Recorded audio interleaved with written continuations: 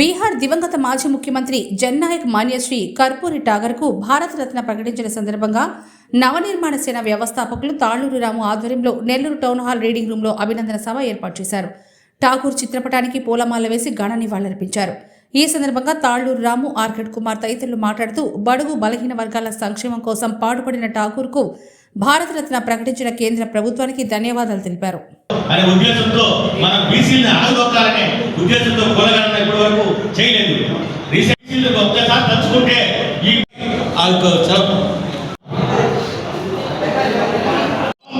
గుజరాత్, సూరత్ అన్ని బెంగళూరు అన్ని తిరిగినటువంటి వాడిని తమిళనాడు సార్ ఆనాడు నరసింహ సభలో తగ్గిమాలతో పనిచేసినాను, పీపుల్స్ వర్క్ కూడా పనిచేసినాను కొడపల్లి సీతారామతో. కానీ కావాలన్నప్పుడు మా నాయకుడు కూడా ఎమ్మెల్యే కావాలా, మంత్రి కావాలని చెప్పేసి ఆ రోజు కాంగ్రెస్ పార్టీ డిసైడ్ చేసి ఆత్మకూరికి 89.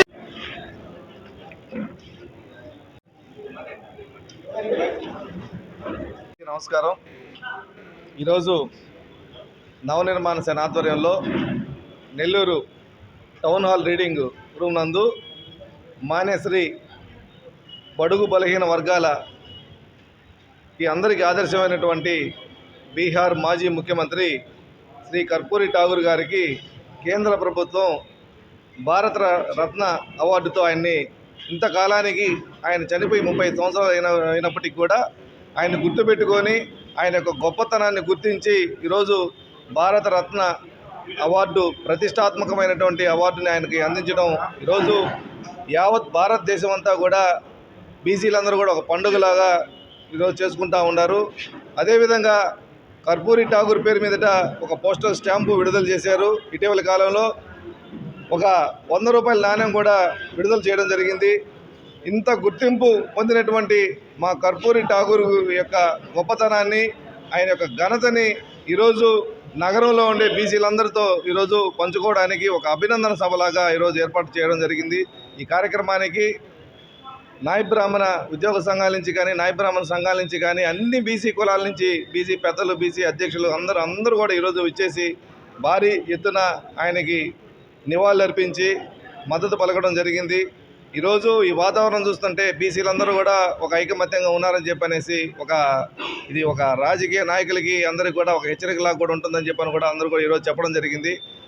అదేవిధంగా కర్పూరి ఠాగూర్ గారి ఆశయాలను ఆయన ఏ విధంగా ప్రజా పరిపాలన కొనసాగించాడో ఆ స్ఫూర్తితో కూడా మేమందరం కూడా ముందుకెళ్తామని చెప్పి ఈ సందర్భంగా తెలియజేసుకుంటూ సెలవు తీసుకుంటా ఉన్నాం. ఈరోజు కర్పూరి ఠాగూర్ అనే వ్యక్తి ఒక బీహార్ ముఖ్యమంత్రిగా పనిచేశాడనే విషయం కేంద్ర ప్రభుత్వం అవార్డు ఇచ్చిన తర్వాతే ఈ యొక్క లోకానికి తెలిసింది. నిజంగా ఆయన గురించి తెలుసుకుంటా ఉంటే ఇటువంటి మహానుభావులు పరిపాలించిన రాజ్యంలోన మనం అందరం ఉండేది అనిపిస్తుంది. ఇప్పుడు ప్రభుత్వాలు చూస్తుంటే, ఆ రోజు పరిపాలకులను చూస్తుంటే చాలా ఆశ్చర్యంగా ఉంది. వారు ఇంటికి పోతే నిరాడంబరమైన జీవితం గడిపి వారింటికి ఎవరైనా వస్తే వాళ్ళ మిస్సెస్ కట్ల పొయ్యి మీద కాఫీ పెట్టి టీయో పెట్టి వచ్చే వాళ్ళకి అతిథులకి ఇచ్చారంటే ఆ రోజు వారు ఏ విధంగా పరిపాలన సాగించారో మనం ఒకసారి అర్థం చేసుకోవచ్చు.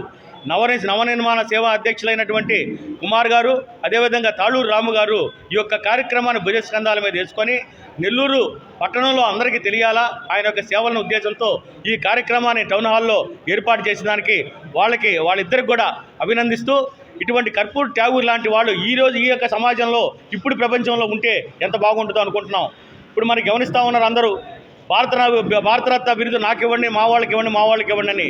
కాబట్టి నాయ బ్రాహ్మణ కులంలో పుట్టి నాయ బ్రాహ్మణ సంఘానికే కాకుండా బీసీ బడుగు బలహీన వర్గాలందరూ కూడా ఆర్థికంగా ముందుకు రావాలా, సేవారంగంలో ముందుండాలనే వ్యక్తుల్లో ఆ కర్పూరి ఠాగూర్ ఒకరు.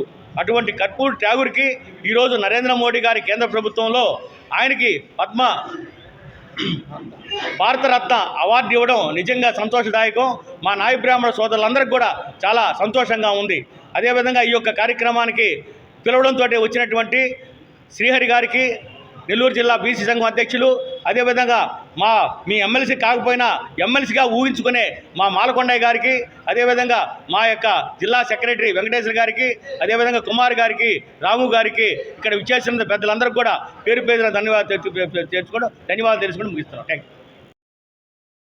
మరెన్నో వీడియోల కోసం మా ఛానల్ ని సబ్స్క్రైబ్ చేసుకుని పక్కనే ఉన్న బెల్ ఐకాన్ ని క్లిక్ చేసి యాక్టివేట్ చేసుకోండి.